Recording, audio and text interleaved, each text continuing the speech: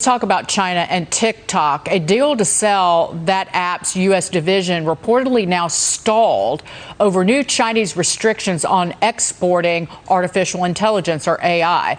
TikTok's parent company, ByteDance, in talks with companies including Microsoft, Walmart, and Oracle. The Trump administration has set a mid-September deadline for a deal. Alex, what do you make of this? This deal scares me.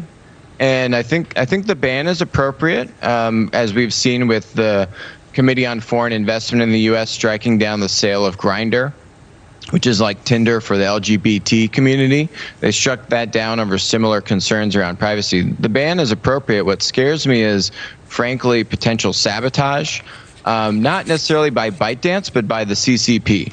We know the CCP likes to control their image internationally, and they don't want to be seen as being strong-handed by the U.S. to sell their prized asset in TikTok. So, you have 14 million lines of source code here.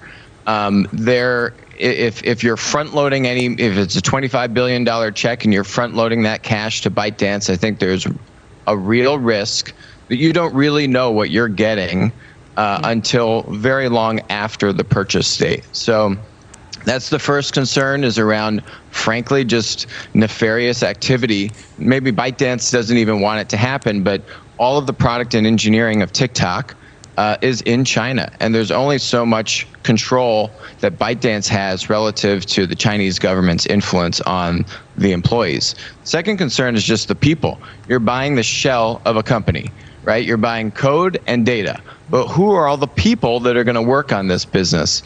Microsoft doesn't have a consumer, content platform business with just hundreds of people lying around that can go and work on this business.